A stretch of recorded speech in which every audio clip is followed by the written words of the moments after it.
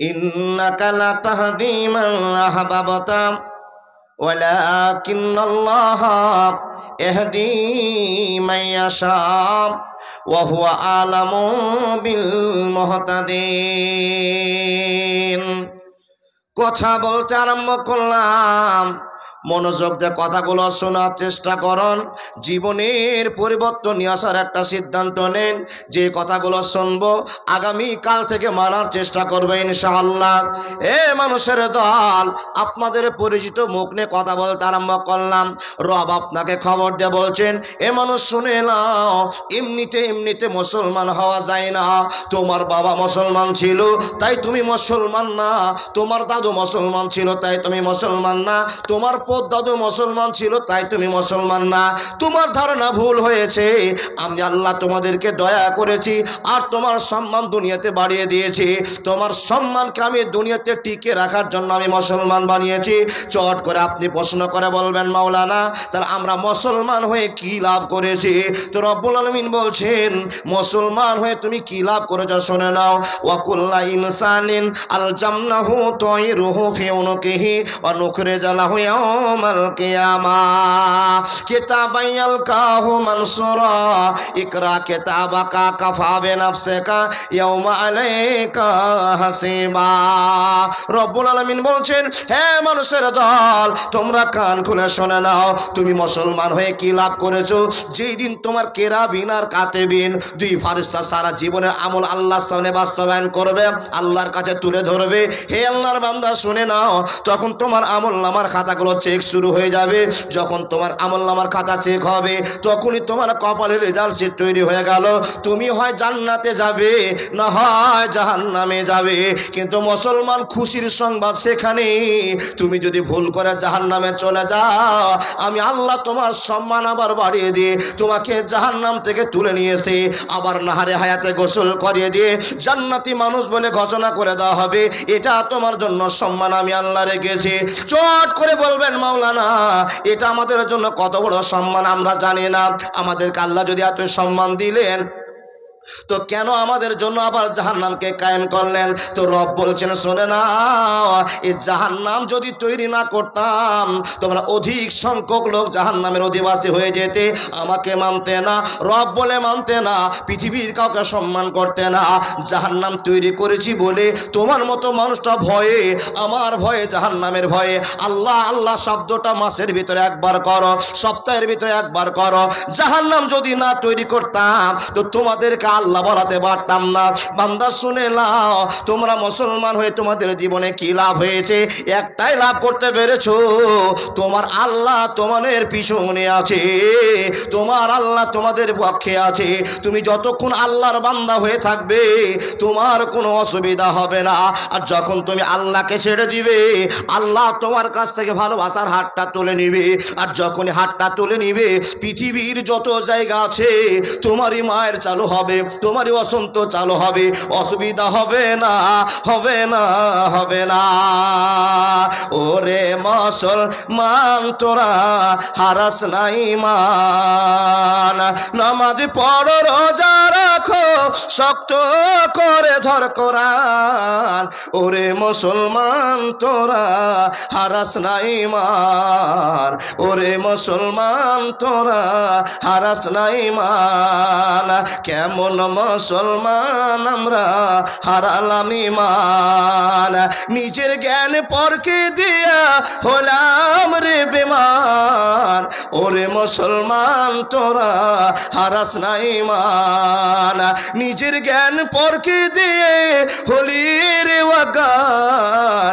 ওরে মুসলমান তোরা হারাস না ঈমান। একবার জোরে বলুন না লিল্লাহি তাকবীর।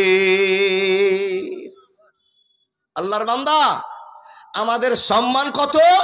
আল্লাহ পাক রব্বুল আলামিন বলছেন, এক তো তোমাদের মুসলমান বানিয়েছি, নাম্বার 2 তোমাদেরকে জান্নাতের নায়ক বানিয়েছি, নাম্বার 3 কবরেরও নায়ক বানিয়েছি, নাম্বার 4 পৃথিবীতে তোমার সম্মান আছে, তোমার পিছনে সারা পৃথিবী পড়ে থাকবে, তুমি কারো পিছনে পড়ে থাকবে?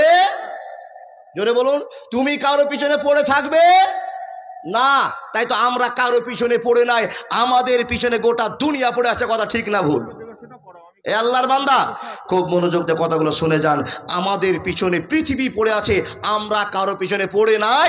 আমরা যার পিছনে পড়ে আছি তার নাম বিশ্ব নবী নবী মুহাম্মদুর রাসূলুল্লাহ। পড়ুন সাল্লাল্লাহু আলাইহি ওয়াসাল্লাম। আর যাকে আমরা মডেল মনে করেছি, তার কাছে ভালোবাসার সাথে আল্লাহ যেই কিতাবখানা দিয়েছে তার নাম কোরআন। তাহলে আমাদের জিন্দেগির গাইডলাইনের নাম হচ্ছে কোরআন, আর আমাদের আদর্শ মডেলের নাম হচ্ছে হযরত মুহাম্মদ। পড়ুন সাল্লাল্লাহু আলাইহি ওয়াসাল্লাম। আল্লাহ বলছেন, আমি যাকে সম্মান দিব পৃথিবীর কোনো মানুষ নাই তার সম্মানের হানি করে দিতে। মুসলমান, তোমার সম্মান আমি আল্লাহ দিয়ে দিয়েছি। তোমাদের সম্মান টিকে থাকবে, টিকে থাকবে কতক্ষণ টিকে থাকবে? যতক্ষণ তুমি আমার ভক্তি ভালোবাসা নিয়ে অন্তরে রেখে দুনিয়া চলবে, ততদিন তোমার সম্মান টিকে থাকবে। আর যখন তুমি আমাকে ছেড়ে দিবে, আমাকে ভুলে যাবে, রব বলে স্বীকৃতি দিবে না, তখন তোমার আন্তর্জাতিক ক্ষেত্র থেকে ফুটপাত পর্যন্ত মার চালু হবে, কেউ রক্ষা করতে পারবে না। দেখুন, সম্মান যদি আল্লাহর নিতে হয় তো আল্লাহকে আমাদের সম্মান দিতে হবে। যে আল্লাহ আমাদের কাছে সম্মান চেয়েছে, সে আল্লাহর সম্মানের জন্য একবার বুক ফাটিয়ে বলুন লিল্লাহি তাকবীর। পিছনের লোকটি ঠিকই বিজেপির লোক।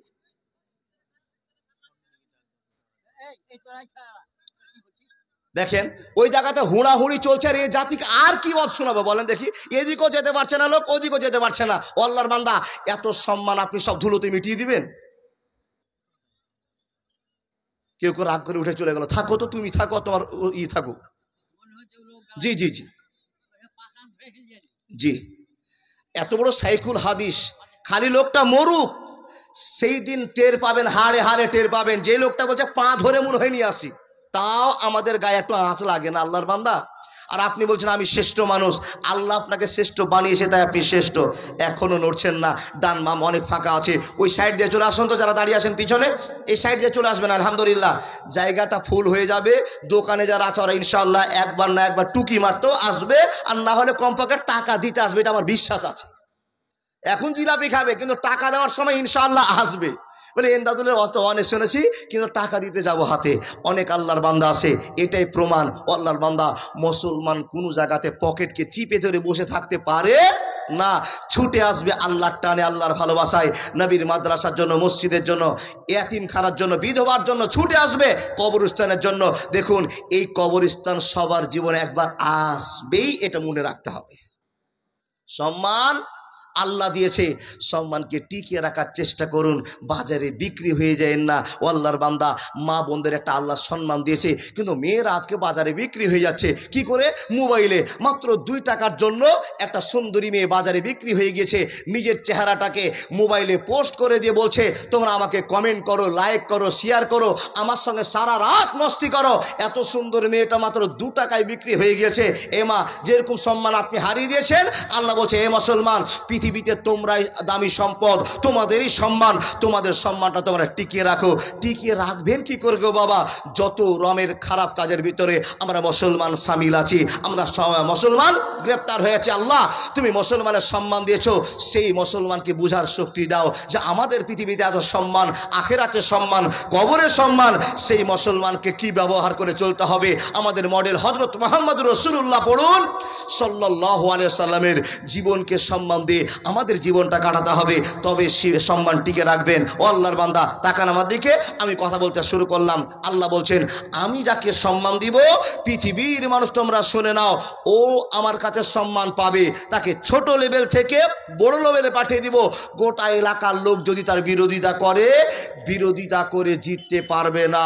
আর আমি আল্লাহ যাকে জিল্লতির মধ্যে ফেলবো, তার জিল্লতি যদি শুরু হয়ে যায়, গোটা এলাকার মানুষ যদি তাকে বাঁচাবার চেষ্টা করে, বাঁচাতে পারবে না।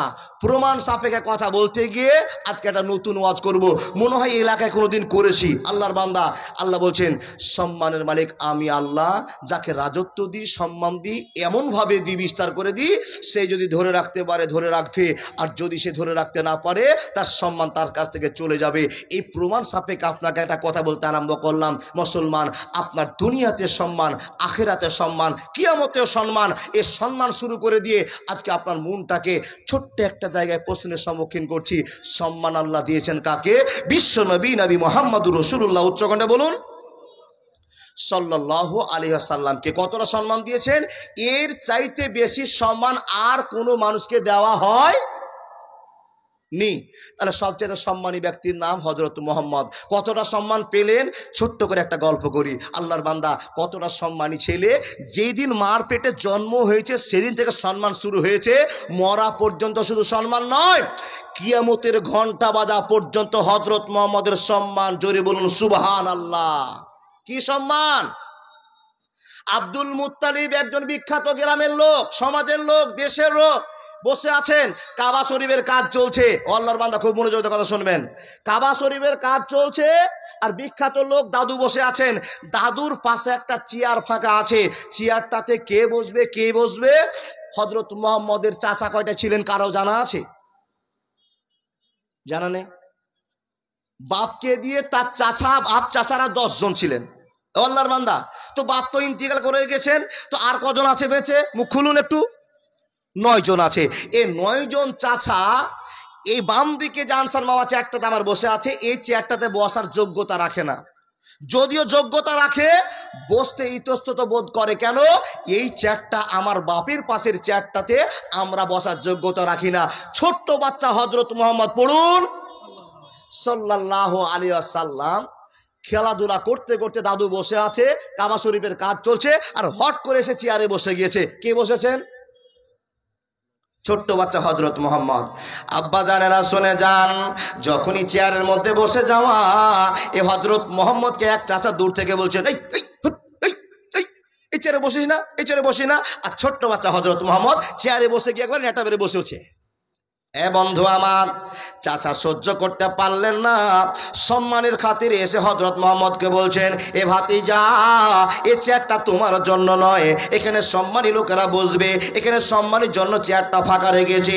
আমরা তো নিজের বাপের পাশে বসার সাহসটা করতে পারে না, এখানে এমন লোক বসতে সাহস পাবে, এখানে আন্তর্জাতিক ক্ষেত্রের লোকেরা বসার চান্স পাবে। এ মুহাম্মদ, তোমার বাপ নাই, তোমার মা নাই, আর তুমি ছোট্ট একটা বাচ্চা চেয়ারে এখন বসে গিয়েছো।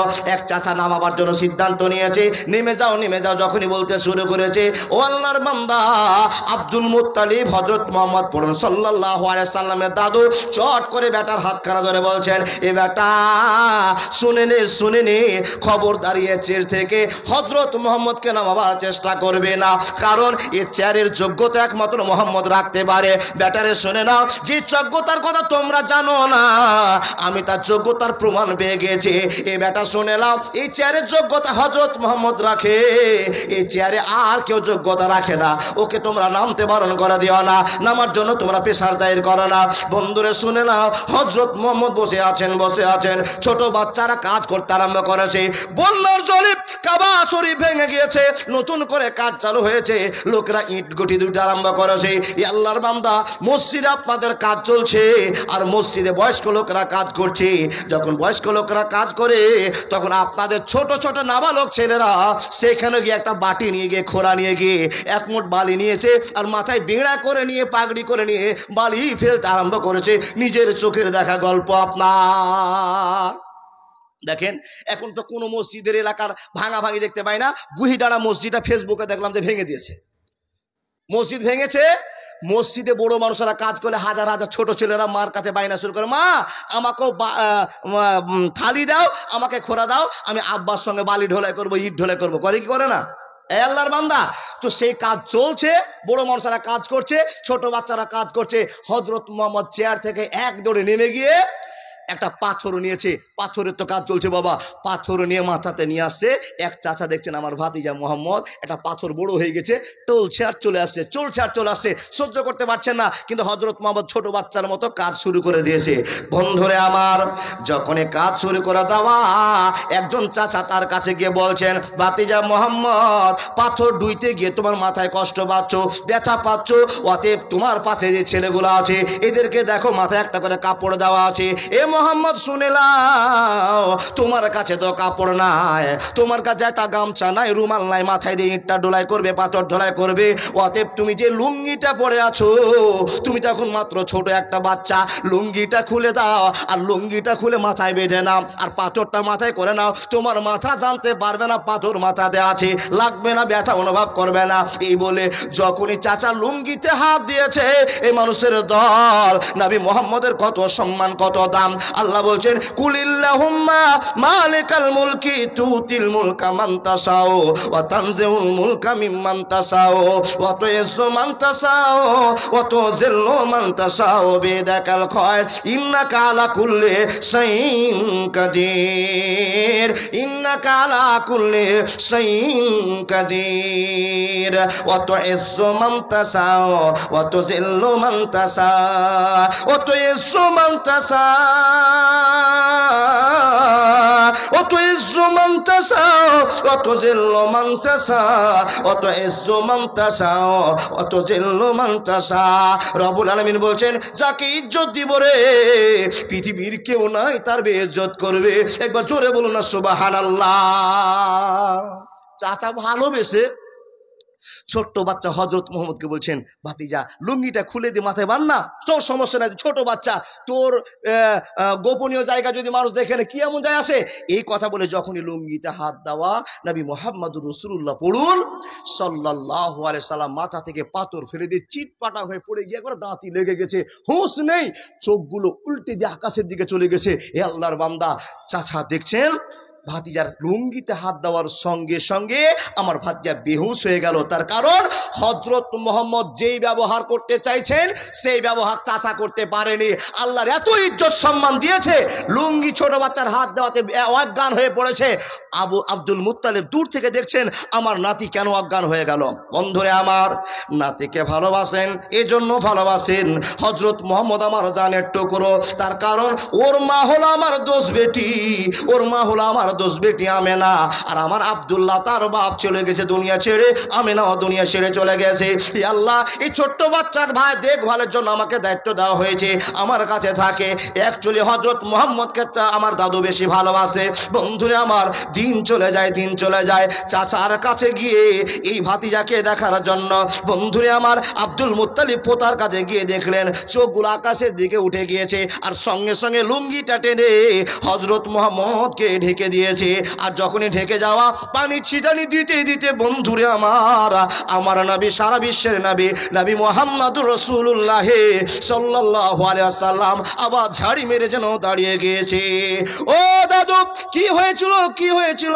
দাদুকে জিজ্ঞেস করে, দাদু রে হঠাৎ কেন তুমি অজ্ঞান হয়ে পড়ে গেলে? বলে, আমি কিছু জানি না, আমি বলতে পারবো না। ছোট্ট বাচ্চা কি আর গল্প সাজিয়ে বলবে? না না না, সাজিয়ে বলার মতো হযরত মুহাম্মদ নয়। বন্ধুরে আমার শুনে যান, এখানে আল্লাহ প্রমাণ করে বলছেন, এখানে ইজ্জতের খেলা আছে। হযরত মুহাম্মদ পৃথিবীর নায়ক হবে, আখিরাতের নায়ক হবে, কবরের নায়ক হবে। আর এই ছেলেটাকে অসম্মান করে লুঙ্গি খুলে বাজারে ঘুরিয়ে নিয়ে বেড়াবে? হবে না, হবে না, হবে না। জোরে মন থেকে সুবহানাল্লাহ বলতে পারলেন না? তাহলে হযরত মুহাম্মদের দাম কত, কতটা দাম অনুভব করলেন? বয়স বাড়তে শুরু করলো, বাড়তে শুরু করলো, বাড়তে শুরু করলো। যখন বয়স বেড়ে চলে যায়, তখন তার ব্যবহার দেখে, চরিত্র দেখে, নম্রতা ভদ্রতা দেখে এলাকার যারা বেঈমান লোক হযরত মুহাম্মদকে মানে না, তারা বলছে এর নাম মুহাম্মদ বলে ডাকা হবে না। কি বলে ডাকতে হবে? বলছে এর নাম আল আমিন বলে ডাকতে হবে। জোরে সুবহানাল্লাহ বলুন। তারা টাইটেল দিল আল আমিন বলে তোমাকে আমরা ডাকবো, মুহাম্মদ বলে ডাকবো না। তাহলে অমুসলিমরা হযরত মুহাম্মদকে ভালোবাসতেন? সব চলে গেল, সব চলে গেল। যেই দিন হযরত মুহাম্মদ ভারপ্রাপ্ত হলেন, 40 বছর বয়স পার করে দিয়ে নবুয়তির টাইটেল পেলেন, সেই দিন থেকে শুরু হলো গ্রামের লোকের সঙ্গে বিরোধিতা। নবী মুহাম্মদ বলছেন, চাচা, ও মা, ও চাচি, ও ভাই, ও বোন, ও এলাকাবাসীরা, আমরা এতদিন ধরে যার পূজা করছিলাম এর পূজা করা যাবে না, আমরা ভুল পূজা করছিলাম। কার পূজা করতে হবে? বলে এক আল্লাহর পূজা করতে হবে। পরিচয় কি? বলে কুল হুয়াল্লাহু আহাদ আল্লাহুস সামাদ লাম ইয়ালিদ ওয়া লাম ইউলাদ ওয়া লাম ইয়াকুল লাহু কুফুয়ান আহাদ। মানুষরা প্রশ্ন করলো, হে মুহাম্মদ, তোমার কি মাথায় কাজ করছে? তোমার কি ব্রেন ঠিক আছে? তুমি এক আল্লাহর কথা বলছো, যে আল্লাহ নাকি একটা আল্লাহ গোটা পৃথিবীকে চালাতে পারে? হযরত মুহাম্মদ বলছে, যে আল্লাহকে আমি তোমাদেরকে চিনাচ্ছি সে আল্লাহ গোটা পৃথিবীকে পরিচালনা করে, তার নামই আল্লাহ, তার নামই আল্লাহ। তোমরা এই পূজা পার্বণ ছেড়ে দাও, অন্য মানুষকে ডাকা ছেড়ে দাও, যার কাছে স্রষ্টা, যাকে স্রষ্টা মনে করেছো তাকে ডেকে জীবনের পরিণাম খুলে নাও। এই ডাক বন্ধ করে দিতে হবে। শুরু হলো প্রচারের সঙ্গে সঙ্গে নবীর বিরোধিতা। এমন বিরোধিতা হলো নবীকে মেরে রক্তাক্ত করে 2 কোণ দাঁত ভেঙে উহুদের প্রান্তরে ফেলে রেখে দিল। তার নাম হযরত মুহাম্মদ। জোরে বলুন সাল্লাল্লাহু আলাইহি ওয়াসাল্লাম। তাকান আমার দিকে, তাকান আমার দিকে। আলহামদুলিল্লাহ, ইমানদার লোকেরা যাকে আল্লাহ সম্মান দিবেন। দেখেন আমি তো লোকটাকে ভালো করে চিনি, মানে বছরে 6 মাসে 100 দিন দেখি হরিশঙ্করপুরের বাস চেন মাস্টার, বাসের চেন মাস্টার, অটোর চেন মাস্টার। আলহামদুলিল্লাহ, উনি এসে চলে গেছে 200 টাকা। আল্লাহ গো, তোমার বান্দাকে তুমি কবুল করে নাও। দেখেন সম্মানের মালিক আল্লাহ কোথা থেকে নিয়ে এসে জালসা শুনতে এসে 200 টাকা পাঠিয়ে দিল। যাকে আল্লাহ চায় এইভাবেই চায়। আল্লাহর বান্দা দেখেন, এবার আপনাকে মেন কথা বলতে আরম্ভ করলাম, একটু ধৈর্য ধরুন। টাকা তোলা ফকির তো আপনারা জানেন,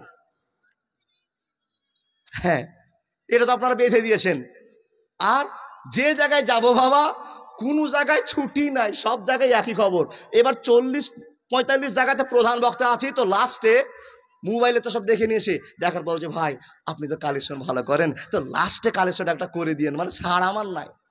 যদি ভোর রাতে উঠাই তারপরে একটা কালেকশন আবেদন থেকে যাবে। আল্লাহর বান্দা কালেকশন আপনাদের নিব, কিন্তু মুসলমানের দাম কত আল্লাহ বলেছেন আজকে প্রমাণ করে আপনাকে দেখাবো। দেখেন আপনার দাম কত। আল্লাহ বলেন যাকে আমি সাহস দিই, যাকে আমি সম্মান দিয়েছি, কেউ তার সম্মান হানি করতে পারবে না। হযরত মুহাম্মদের বিরোধী শুরু হলো। হযরত মুহাম্মদ কত বছর রাজত্ব করলেন গো? নবুয়ত পাওয়ার পর থেকে 63 বছর জিন্দেগি করলেন। আল্লাহর বান্দা 40 থেকে 63 জনটা কতদিন? 23 বছর মানুষকে ইসলামের দাওয়াত দিলেন। যারা আল্লাহর ভালোবাসা পেলেন তারা হযরত মুহাম্মদের হাতে হাত রেখে আশহাদু আল্লা ইলাহা ইল্লাল্লাহু ওয়া আশহাদু আন্না মুহাম্মাদান আবদুহু ওয়া রাসূলুহু এই কথা বলে জীবনের ভালোবাসাটাকে কবজায় করে নিলেন। তারা হলেন মুসলমান। নবী মুহাম্মদুর রাসূলুল্লাহ, মামু এটা জানো তো, মুহাম্মদুর রাসূলুল্লাহ সাল্লাল্লাহু আলাইহি ওয়াসাল্লাম কার ঘরে জীবন শেষ করেছেন গো? আম্মা জান আয়েশার ঘরে। আচ্ছা আল্লাহ নবীর কোন জায়গায় কবর দেওয়া আছে জানেন গো বাবা? মা আয়েশার ঘরে। আর জায়গাটা মক্কা না মদিনা? মদিনা মানাওয়ারাতে বিশ্ব নবীর দাফন কাফন করা আছে। কতদিন জানাজা হয়েছে আপনারা জানেন? দরকার নাই, আপনি জানবেনও না, আপনাকে আবার মরাবাকে জাগিয়ে দেওয়া দরকার মনে করি না। মুসলমান যদি হতেন নবীজির জানাজা হয়েছে কিনা, কয়বার হয়েছে, কার ঘরে মাটি আছে, মুসলমানকে ওর সঙ্গে প্রশ্ন করে ঝরঝর করে উত্তর দেওয়া জরুরি ছিল। কিন্তু আপনি ভাবনা চিন্তা পড়ে যাচ্ছেন। জীবন তো আপনি শেষ করছেন টাকা পয়সা ধন সম্পদের জন্য।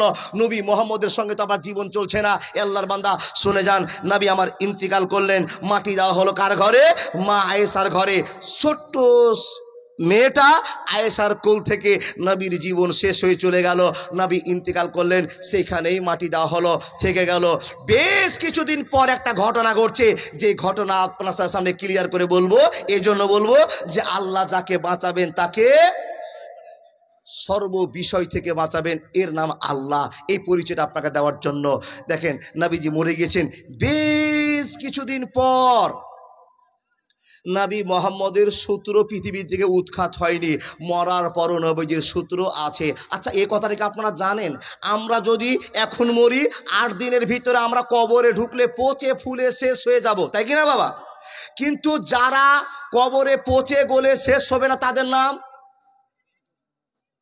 তাদের নাম নবী রাসূল। যারা কবরে পচে যাবে না, মাটিতে খেতে পারবে না, গায়ে পোকা হবে না, তাদের নাম নবী রাসূল আম্বিয়াগণ।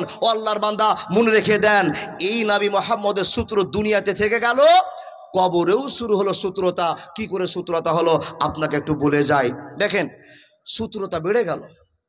সূত্রতা যে শুরু হচ্ছে কোথা থেকে কেউ জানে না। আল্লাহর বান্দা মদিনার মসজিদে দুইজন, কেউ বলছেন দুইজন, কেউ বলছেন তিনজন, এই তিনজন লোক হযরত মুহাম্মদের সম্মান ডাউন করার জন্য ইউরোপ থেকে এসেছে। গল্পটা আপনাকে শোনাতে আরম্ভ করলাম। কি গো, নবী লাশ চুরি করেছিল, সেই গল্পটা আপনাকে শোনাই, ইমানের পরিবর্তন হবে। আপনি এই কবরস্থানটা করবেন কেন আপনাকে বলে যাচ্ছি। এ আল্লাহর বান্দা, নবী মুহাম্মদ রাসূলুল্লাহকে দাফন করে দেওয়া হয়েছে, আর তার সূত্ররা ষড়যন্ত্র শুরু করেছে কি, যে হযরত মুহাম্মদকে কি করে অসম্মান করা যায়। কিন্তু রব্বুল আলামিন বলছেন, ওয়াতুইজ্জু মান তাশাও ওয়া তুযিল্লু মান তাশাও বিয়াদিকাল খায়র ইন্নাকা আলা কুল্লি শাইইন কাদির। এ বান্দারা, আমি যার সম্মান রক্ষা করব এভাবে করব। কেমন করে রক্ষা করতে আরম্ভ করলেন বন্ধুরে আমার, এক দেশের রাজা আর এক দেশের খবর হয়ে গেল। এ আল্লাহর বান্দা, শর্টকাটে বলার জন্য আমি উপনীত হলাম। একজন বাদশা, তার নাম হলো নুরউদ্দিন জঙ্গি। নুরউদ্দিন জঙ্গি তো জামাই, কি বললাম নামটা? নুরউদ্দিন জঙ্গি বাদশার নাম। উনি রাত্রে স্বপ্ন দেখছেন। কি স্বপ্ন দেখছেন? হযরত মুহাম্মদ যেন বিপদে আছেন। আল্লাহ এ ভালোবাসার সাথে হযরত মুহাম্মদের এ ভালোবাসাটাকে টিকে রাখার জন্য ওনাকে আদেশ করছেন। রাতে স্বপ্ন দেখছেন। কি স্বপ্ন? যেন হযরত মুহাম্মদ বিপদে আছেন। উনি আহ্বান করে বলছেন, এ বাদশা নুরউদ্দিন জঙ্গি, আমি মদিনাতে খুব বিপদে আছি, দুটো লোক আমাকে খুবই ডিস্টার্ব করছে, আমাকে খুব জ্বালা যন্ত্রণা করছে। এ বাদশা নুরউদ্দিন জঙ্গি, এই দিকে তুমি একটু নজর করো। এই দুটো লোককে দুটো লোকের জন্য আমি নিজের শান্তি পাচ্ছি না, তুমি এর হাত থেকে আমাকে রক্ষা করো। আল্লাহর পক্ষ থেকে স্বপ্ন। আমরা রাতে শুইলে তো স্বপ্ন দেখি গো বাবা, দেখি তো স্বপ্ন, কিন্তু আমাদের কিছু উদ্ভাট স্বপ্ন আছে। আমরা যারা স্বপ্ন দেখি, কেউ স্বপ্ন দেখেছি হঠাৎ করে আপনার একতলা বাড়িটা 5 তলা হয়ে গেছে, স্বপ্ন হলো। কে বলছে, ভাই আজ রাতে আমি স্বপ্ন দেখেছি খুবই ভালো কোম্পানির মিষ্টি খাচ্ছি। তো সকালে যখন উঠছে, মিষ্টি কি খেয়েছে বাবা, দেখেন স্বপ্ন দেখেছে মিষ্টির জায়গাতে বাবা বুড়া আঙুলটা মুখে ঢুকে আছে, ও রাতে খুব ভালো কোম্পানির মিষ্টি খেয়েছে। আমাদের স্বপ্ন হলো উদ্ভাট স্বপ্ন, যে স্বপ্নের কোনো দাম নাই। আর ইমানদাররা যে স্বপ্ন দেখে, হঠাৎ করে স্বপ্ন দেখে কি বলছেন, দেখছেন উনি জান্নাতে ঘুরছেন, একটা ভালো স্বপ্ন। উনি ফজরের নামাজে দাঁড়িয়ে গেছেন, একটা ভালো স্বপ্ন।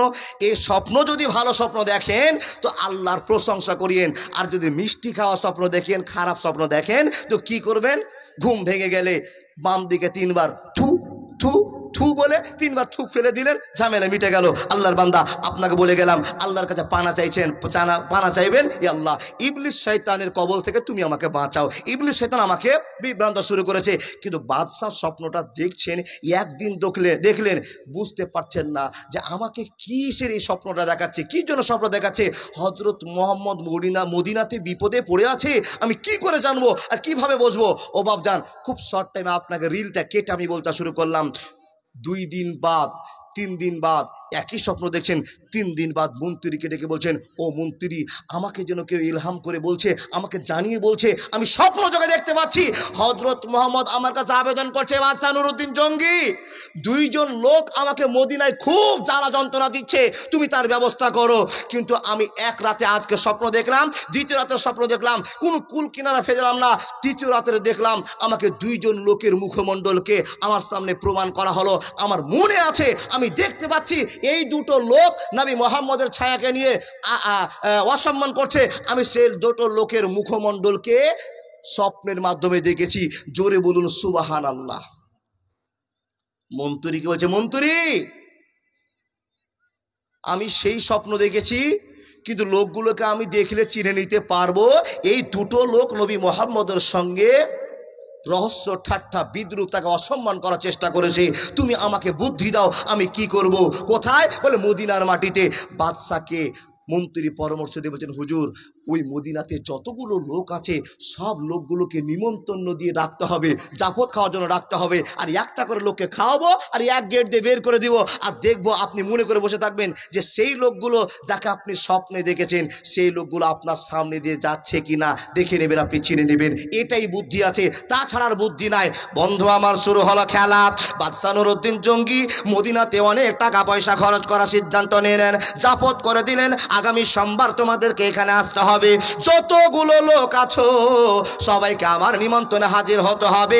এমন কোনো লোক যেন ফাঁকি না মেরে দেয়, কেউ যেন উপস্থিত না থাকতে পারে, সকলকে আসতে হবে।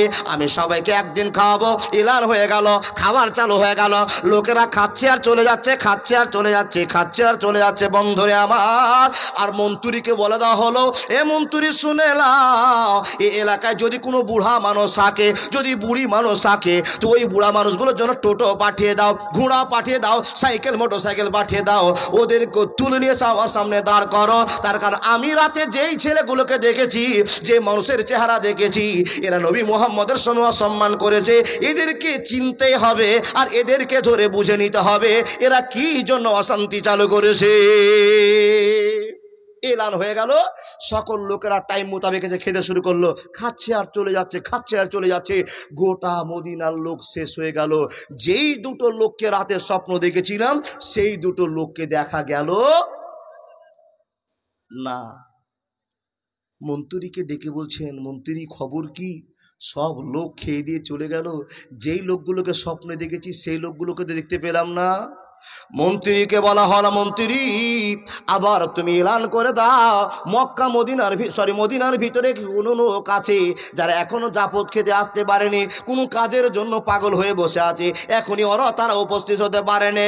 খবর নিতে গিয়ে দেখা গেল এলাকার লোকেরা বলল, আমিরুল মোমেনিন, ওগো মন্ত্রী সাহেব, আমাদের এখনো দুইজন এরা জাপত খেতে আসেনি, এরা এখনো জাপত খাওয়ার জন্য আসেনি। বলে ওরা কারা? ওদের বাড়ি কোথায়? বলে ওদের বাড়ি কোথায় আমরা কেউ জানে না, কিন্তু ওরা এমন ভালো লোক, কোনোদিন কারো জাফত খেতে যায় না, কোনো নিমন্ত্রণ বাড়িতে যায় না, কোনো মানুষের সঙ্গে কথাবার্তা করে না, তারা মসজিদেই বসে বসে সুবহানাল্লাহ, আলহামদুলিল্লাহ, লা ইলাহা ইল্লাল্লাহ, আল্লাহু আকবার, আল্লাহর প্রশংসা করে, সুন্দর করে করে কোরআন তেলাওয়াত করে। ওরা মসজিদ থেকে কোনোদিন কারো বাড়ি যায় না।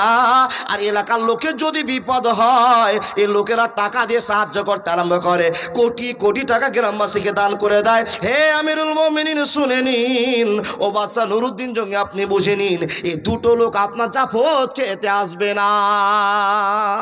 বাদশা বলছে, সে যে কোয়ালিটির লোক হোক না কেন, আমার এখানে জাফত খেতে আসতেই হবে।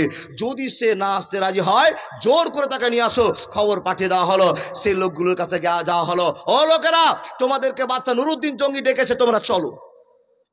লোকেরা বলল, ভাই আমাদের তো আদতের ভিতরে পড়ে না, বৈশিষ্ট্যের ভিতরে পড়ে না, আমরা অতএব কারো জাফত খেতে যাব না। মন্ত্রীকে বলে দেন, রাজাকে বলে দেন, আমরা সেখানে উপস্থিত হতে পারবো না। তার কারণ 1 মিনিট, 2 মিনিট, 5 মিনিট, 10 মিনিট, আধ ঘন্টা যদি আমাদের লস হয়ে যায় ওখানে গিয়ে, তাহলে আমাদের এবাদতের জগৎটা ক্ষতি হয়ে যাচ্ছে। এমন আমরা আল্লাহকে এবাদত দেখাই, আমরা 5 মিনিট টাইম ফাঁকি রাখতে পারি না। ও সুবহানাল্লাহ। চোরের মায়ের মিষ্টি মিষ্টি কথা শুনে বাদশার কাছে খবর হলো, বাদশা নামদার ওই সমস্ত লোকেরা, যেই লোক দুটোকে আপনার কাছে খবর দিয়েছি, ওনারা আপনার কাছে আসবে না। বলে ওরা আল্লাহওয়ালা লোক, ওরা 1 মিনিট ফাঁক রাখতে চাইছে না, সব সময় সুবহানাল্লাহ, আলহামদুলিল্লাহ, লা ইলাহা ইল্লাল্লাহ বলবে, এই জন্য তারা আপনার কাছে আসবে না। বন্ধুরে আমার, বাদশা বলছেন, তাদেরকে ডাকতে হবে না, আমি নিজেই যাব, দেখি তাদের ভিতরে আল্লাহর কত গুণ আছে, আল্লাহর কত ভালোবাসা আছে, এরা কত বড় আল্লাহওয়ালা আছে, এদের কাছে আমি নিজেই চলে যাব। মন্ত্রীকে সঙ্গে নিয়ে কয়েকজন লোককে নিয়ে চলতে আরম্ভ করলেন মসজিদের কাছে। এ বন্ধুবর আমার, আল্লাহ পাক রব্বুল আলামিন বলছেন, যাকে আমি সম্মান দিব, আমি পৃথিবীর মানুষের মধ্যে তোমাদেরকে এই কথা প্রমাণ করে রেখে দিলাম, এই ক্ষমতা আমার কাছে তৈরি আছে। বান্দারে শুনে নাও, আমি যাকে সম্মান দিব, পৃথিবীর নাই তার কেউ অসম্মান করতে, আর যাকে জিল্লতির মধ্যে ফেলবো, কেউ নাই তার সম্মান বাড়িয়ে দিতে। মানুষের দল কতটা, এই কথা প্রসঙ্গে ঘটনা শুরু হয়ে গেল, আমাদের জীবনের পরিবর্তন হবে ইনশাআল্লাহ। মানি না, মানছি না, মানতে পারবো না, আমার নবীজির অপমাননা। মানি না, মানছি না, মানতে পারবো না, আমার নবীজির অপমাননা। অপমানকারীরা রক্ষা পাবি না, মানি না, মানছি না, মানতে পারবো না, আমার নবীজির অপমাননা। আল্লাহর বান্দা মনোযোগ দিয়ে কথাগুলো শোনা যান। নবীকে অপমান করবে জনগণ, আমরা কোনদিন মানতে পারবো গো বাবা? না না, মানতে পারবো না। নবীরকে অসম্মান করবে মুসলমান মানতে পারবে না। তার কারণ হলো নবী মুহাম্মদ আমাদের জন্য মডেল, আর আল্লাহ ঘোষণা করে দিয়েছেন, লাকাদ কানা লাকুম ফি রাসূলিল্লাহি উসওয়াতুন হাসানা। এই মানুষের দল যারা তোমরা মুহাম্মদকে পেয়ে যাবে, মুহাম্মদ আইনকে মেনে জীবন যাপন করে নাও, তোমাদের ঠিকানা জান্নাতে হয়ে যাবে। আর মুহাম্মদকে যদি না মানো, তোমাদের ঠিকানা জাহান্নামে হয়ে যাবে। খুব শর্টকাটে চলছি বাবা। সব পিছনে ফেলে দিয়ে মসজিদে চলে গেলেন কে? বাদশাহ আর তার সৈন্য সামন্ত নিয়ে। গ্রামবাসীও দাঁড়িয়ে আছে, ডাকছেন, ও আল্লাহর বান্দা, মসজিদের ভিতরে কে আছেন? গেট খুলেন। গেট খুলছে না। একবার দুবার আওয়াজ দিলেন, আমি বাদশাহ নুরউদ্দিন জঙ্গি বলছি, ইনভাইট করেছিলাম তোমাদেরকে, তুমি আসতে পারোনি, তোমরা একটু বেরিয়ে আমার সঙ্গে কথা বলো। গেট খুলছে না। বাদশাহ শক্ত হয়ে বলছেন, আওয়াজ গম্ভীর করে বলছেন, ও আল্লাহর বান্দারা, তোমরা যদি এবার গেট খুলে আমার সঙ্গে দেখা না করো তো আমি আমার রাজ্য ব্যবস্থা নিতে বাধ্য হব, আমি গেট ভাঙতে বাধ্য হব, নাহলে তোমরা বেরিয়ে এসে আমার সঙ্গে দেখা করো। নিরুপায় হয়ে এক মুরব্বী এসে গেট কাটা খোলা। গেট কাটা যখনই খোলা, বন্ধুরে আমার, যাকে আমি রাত্রে স্বপ্ন দেখেছি আর যার জন্য কোটি কোটি টাকা খরচ করেছি, যেই লোকগুলোকে ধরার জন্য এত রকম কৌশল করেছি, ওরা কেউ নয়। যাকে ধরার জন্য কৌশল করেছি সে আমার নিমন্ত্রণ খেতে আসেনি। এটাই লোক, এটাই লোক, এটাই লোক, চলো ঘরে। বাদশাহ দেখে আল্লাহর কাছে হাজার শুকরিয়া আদায় করে বলছেন, আল্লাহ, তুমি নিশ্চয়ই সে লোকের সঙ্গে আমাকে দেখা করিয়েছো যেই লোক হযরত মুহাম্মদের সঙ্গে বেয়াদবি করে। এর পরিচয় আমি বের করে ফেলেছি। এক পা দুপা করে ঘুরতে ঘুরতে গিয়ে আরেকজন মুরব্বী শুরু করেছে কোরআন পড়তে।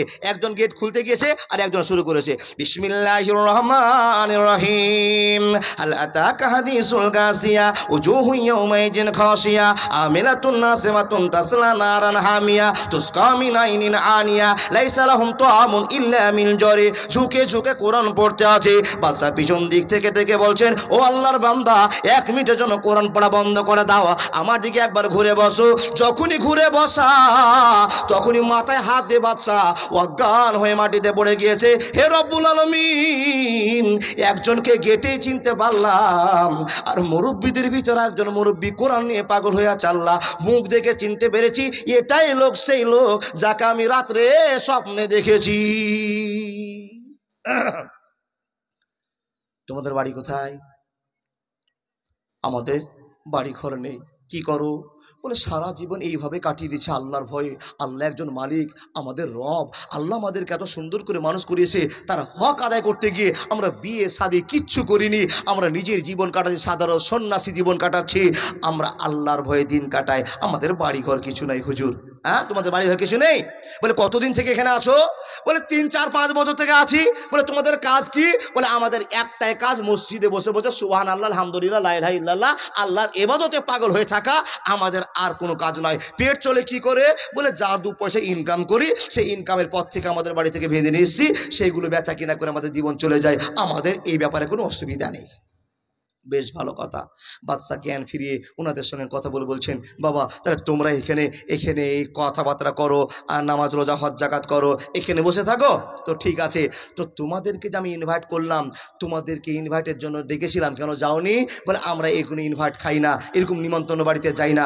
সব কিছু শেষ করার পর বাদশা বলছেন, তোমাদের ঘরটাকে আমি একটু তল্লাশি করতে হবে। কে বললেন? একটু মুখ থেকে বলুন। শুনছেন যে বাদশা বলছে এই কথাটা, আপনার কাছে মুখ থেকে শুনবো যে আপনারা চাহিদার সঙ্গে আমার কথাটা শুনছেন, এই জন্য বলছি বাবা। আচ্ছা বলুন তো, কে বললেন কথাটা? এই কথাটা শুনবো যে বাদশা এই কথা বলুন। এই কথাটা শোনার জন্য মনটাতে আবেগ জমবে। ঠিক। কে বলেছে? বাদশা বলেছে। কি বলল? তোমাদের একটু বাইরে যেতে হবে, আমি ঘরটা তল্লাশি করব। বন্ধু, এদের কাছে তল্লাশি করার কথা যখনই বলা, গ্রামবাসীর লোকেরা একবারে বাদশার কাছে এসে বলছেন, বাদশা, আপনি কি খবর বলছেন, আর আপনি কেমন বিয়াদবি কথা বলছেন? এই লোকগুলো এত আল্লাহওয়ালা লোক, মুখে এত বড় বড় দাড়ি আর মাথায় সুন্দর টুপি, আর তারা সবসময় সুবহানাল্লাহ আলহামদুলিল্লাহ বলছে, আর আপনি এদেরকে সন্দেহ করে তদন্ত করবেন? খবরদারি করিয়েন না। এই লোকেরা যদি দোয়া করে দেয় আল্লাহর কাছে, তো আপনি ধূলিসাৎ হয়ে যাবেন। জোরে বলুন নাউজুবিল্লাহ। দেখেন, আল্লাহ কিন্তু দাড়ি টুপি দেখে না, আল্লাহ দেখে কি? তাকওয়া। আল্লাহ দাড়ি টুপি দেখে না, আল্লাহ বাইরে সুবহানাল্লাহ আলহামদুলিল্লাহ দেখে না, কপালে ঘরটা ফেলে দিয়েছেন, দেখার দরকার নেই ভিতরটা কি বলে। আল্লাহর বান্দা, একজন লোক গ্রামে মুরব্বী খুব মানুষ কি করেছেন না, বাইরে বের হচ্ছেন তো পায়ের ভিতরে তুলা বেঁধেছে, তুলা। তো গ্রামবাসীরা বলছে ভাই তুমি তুলা বেঁধে কেন হাঁটো? বলে আমার পায়ের নিচে পিঁপড়া পড়ে মরে যাবে, যার জন্য আমার সন্দেহ হয়, এর জন্য আমি তুলা বেঁধে হাঁটছি, যেন আমার পায়ের তলে পিঁপড়া পড়ে না মরে। কত ইমানদার বেটা, ইমানদার। সে গবেষণা শুরু হলো, বাবা যে লোকটা এত ভালো হয় সে লোকটা তো মানুষের ক্ষতি করতে পারে না। যখন রাত গভীর হয়ে যায় সম্পূর্ণ তুলা খুলে দিয়ে মানুষের গহীনঘর ঢুঁড়ে বেড়ায় যে কোন জায়গাতে ভালো বোল্টার বাঁধা আছে। ইমানদার চিনলেন? ইমানদার চিনলেন? ও আল্লাহর বান্দা, দিনে আপনার খুব মুসল্লিগিরি আর রাতের আধারে বেঈমানগিরি আমাদের যুগও চলছে। জি জি জি, তাকওয়া হাহুনা, তাকওয়া হাহুনা, মাশাআল্লাহ। শিক্ষক এই জন্য বসে আছেন। দেখেন তাকওয়াটা, পরেশগারিটা আপনাকে প্রমাণ করবে যে আপনি নিশ্চয় ভালো মানুষ। বাদশা বলছেন তোমরা একটু সাইডে দাঁড়াও, আমি তদন্ত করব। যখনই এই কথা বলা গ্রামবাসীরা ঝাঁপিয়ে উঠে বলছেন আমিরুল মুমিনিন ও বাদশা নুরুদ্দিন জঙ্গি, আপনি এক দেশ থেকে এক দেশে এসে আপনি এরকম মুসল্লিদের উপরে অত্যাচার করতে পারেন না, অতএব আপনি এই আদব কায়দা বন্ধ করে দিন, আপনার আদব কায়দা ভালো লাগছে না। গ্রামবাসীদেরকে বলল ভাই আমি যা জানি তোমরা তা জানো না, যাদেরকে মুসাল্লি মনে করছো, তাকওয়াবান মনে করছো, আল্লাহর বান্দা মনে করছো, তারা আল্লাহর বান্দা নয়, এক্ষুনি প্রমাণ করে দিব। লোকেরা হই হাল্লা শুরু করলো, বাদশা আপনি মিথ্যা কথা বলছেন। বাদশা বলল আমি যদি মিথ্যা কথা বলি তোমরা বাইরে দাঁড়িয়ে থাকো, তোমরা আমাকে যা সাজা দিবে আমি মেনে নিব, আর যদি এরা অভিযুক্ত হয় তাহলে তোমরা যা সাজা মনে করবে আমি ব্যবস্থা করব। ঠিক আছে, তদন্ত শুরু হলো। বন্ধুরে আমার, বাদশা বললেন ও আল্লাহর বান্দা এখানে বসে বসে তোমরা কি ইবাদত করো? বলে হ্যাঁ হ্যাঁ হ্যাঁ আমরা এখানে বসে বসে আল্লাহর ইবাদত করি। বলে যে জায়গাটাতে ইবাদত করো ওখানে মুসাল্লা বিছা আছে, যাই নামাজ বিছা আছে, যাই নামাজটা তুলে দেওয়া হলো। যাই নামাজ তুলতে দেখা গেল বন্ধুরে আমার সেখানে সুন্দর করে একটা চাটাই বিছানো আছে।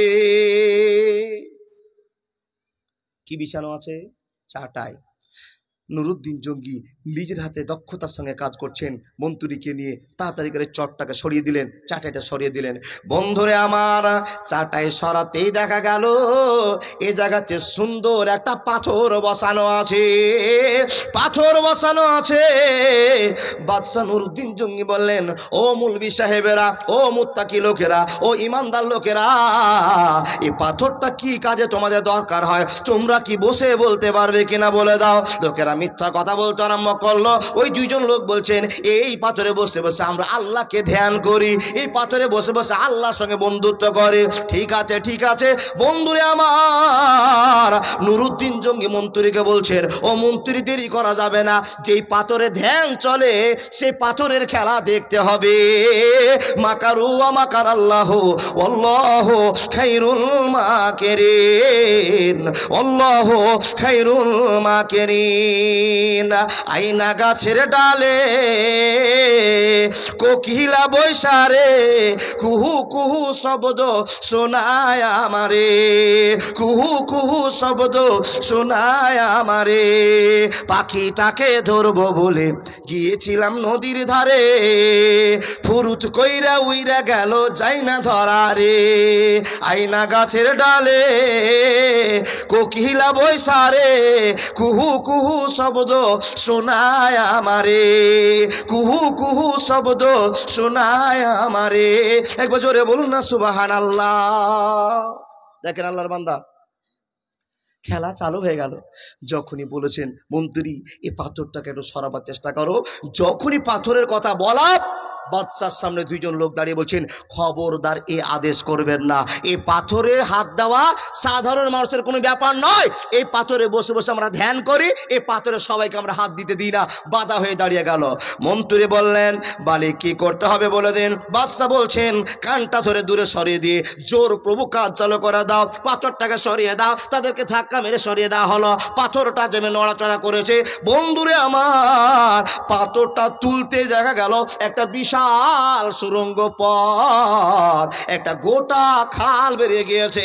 বাদশা আল্লাহর কাছে প্রশংসা করে বলছে, আল্লাহ নিশ্চয় এই খালের ভিতরে কোনো ভালোবাসার কথা পাওয়া যাবে, যেই ভালোবাসার ঝাটকাতে নবী মুহাম্মদুর রাসূলুল্লাহ সাল্লাল্লাহু আলাইহি ওয়াসাল্লাম আমাকে অভিনয় করে দেখায়নি, আমাকে অস্বপ্নের চোখে দেখিয়ে দিয়েছে কোন লোক এদেরকে বিরক্ত করছে। পাথর উঠাতেই একবার বড় একটা গঙ্গল দেখা গেল, খাল দেখা গেল। বাদশা বলছেন, এদেরকে খুঁটিতে বাঁধো, খুঁটিতে বাঁধো। মাওলানা বিয়াদবি ক্ষমা করবেন, এই বোতলটা দেন না একটু, সলমান দা দাও তো, যে ঠান্ডা তো কিনকিনে পানি আছে বাপ। বুঝতে তো পারছেন একদিন গলা ফাঁক নাই, গলার অবস্থাও দেখে বুঝতে পারছেন কি চলছে। বলবো না, বিয়াদবি ক্ষমা করবেন, ঠান্ডা পানি।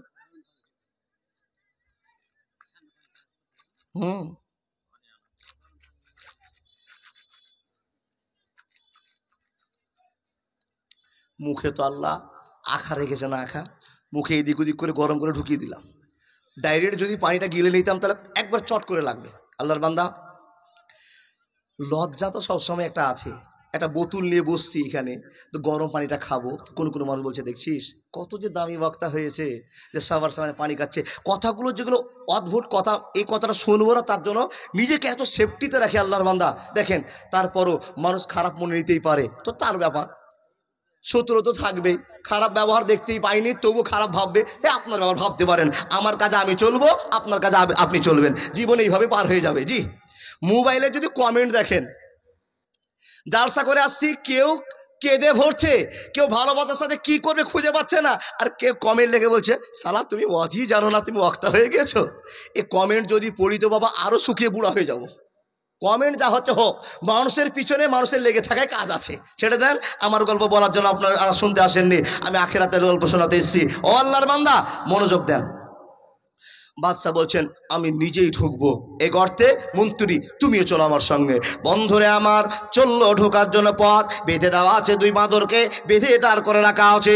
খবর শুরু হয়ে গেল, গ্রামবাসীকে বললো, গ্রামবাসী তোমরা যাকে মুরব্বী মনে করছিলে, ইমামদার মনে করছিলে, নিজের চোখে তোমরা দেখো যে খবর তোমাদের কিছুই জানা ছিল না। চাটাই কেন হলো, পাথর কেন হলো, গঙ্গল কেন হলো, তোমরা তো কিছুই জানো না, তোমরা তো স্বার্থের লোভী মানুষ। তোমাদেরকে 5 টাকা দিয়ে কিনে নিয়েছে, তোমাদের ঈমান কমে গিয়েছে। এ মদিনার মুসলমান, এ লোকেরা তোমাদেরকে একদিন মিষ্টি খাইয়েছে, একদিন চা খাইয়েছে, একদিন ভালো কথা বলেছে, তোমাদের জন্য গরু কেটে জবাই করে খাইয়ে দিয়েছে, তার জন্য তোমরা মুসাল্লি মনে করে নিয়েছো।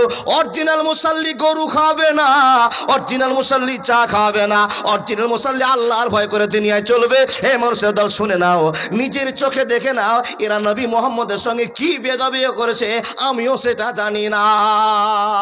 লোকেরা তো একজন আরেকজনকে বলছে, ভাই কি খবর গো, যে মুরব্বীদেরকে এত সম্মান করছিলার, সে মুরব্বীর ভিতরে এত ফাটল, মুরব্বীর ভিতরে এত অন্যায় কাজ আছে, আমরা তো জানছিলাম এই গর্তটা হলো কেন। বাদশা ঢুকতে শুরু করলেন। বন্ধুরে আমার ঢুকেই যান চলে যান, যেতে যেতে দেখা হলো বন্ধুরে আমার, যেই দিকে নবী মুহাম্মদুর রাসূলুল্লাহ সাল্লাল্লাহু আলাইহি ওয়াসাল্লামকে কবর দেওয়া আছে, যেই ঘরে কবর দেওয়া আছে সেই ঘর পর্যন্ত এই বেঈমানদের গর্ত করা হয়ে গিয়েছে। ইতিহাসের পাতায় লেখা বন্ধু, আর 1 থেকে 2 হাত মাটি কাটলে নবী মুহাম্মদুর রাসূলুল্লাহর কবর পর্যন্ত গিয়ে নবী মুহাম্মদকে কবর থেকে বের করে নিয়ে ওই সুরঙ্গ পথ দিয়ে মসজিদের মাটি ভেদ করে নবীর লাশকে রাতের আধারে চুরি করে নিয়ে ইউরোপ পালিয়ে যেত। কেন পালাতো? গল্প শুনেন।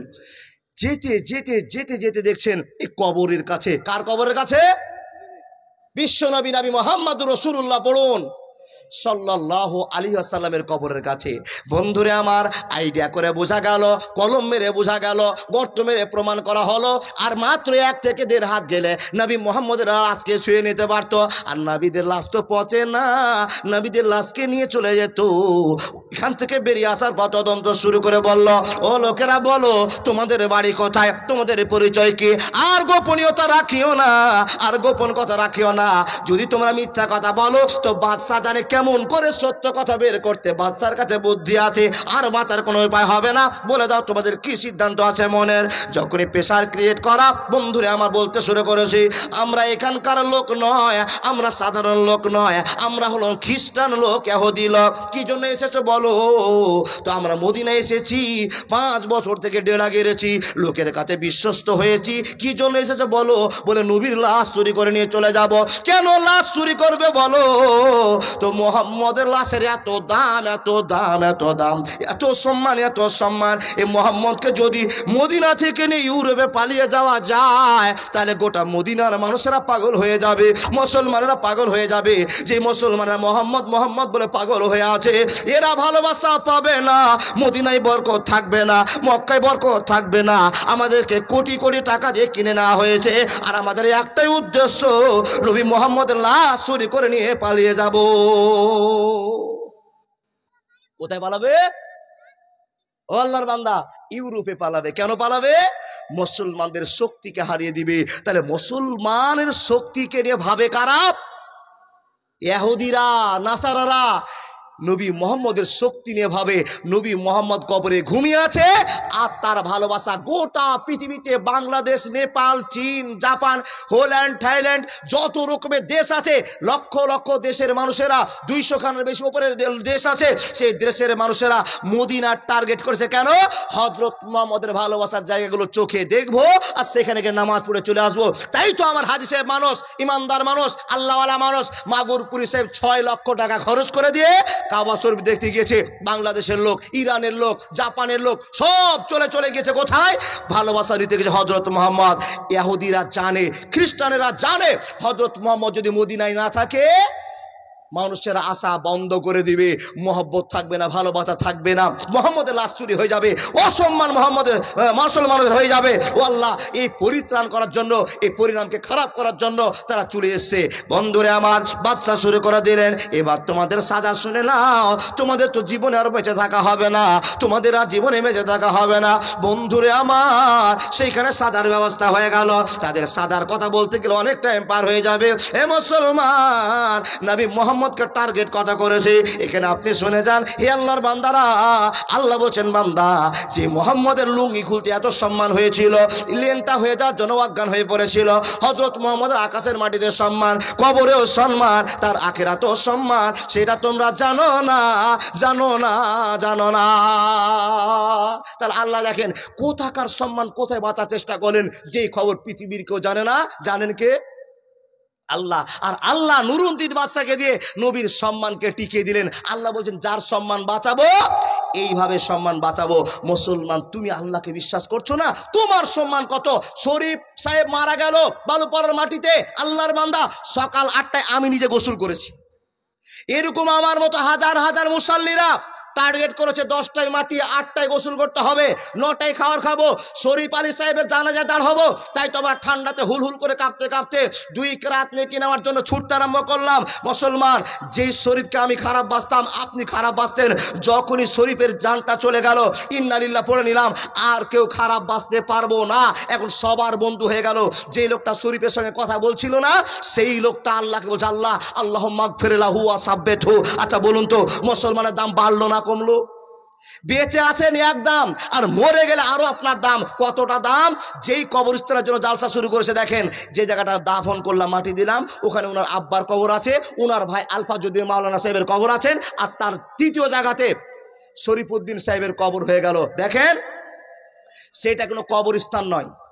আর কবরস্থান যদি হয় তো তাদের পার্সোনাল কবরস্থান। আপনাকে একটা কথা বোঝাতে হবে, এ পশ্চিম বাংলার মুসলমান, এ আমাদের ডুবা অঞ্চলের মুসলমান,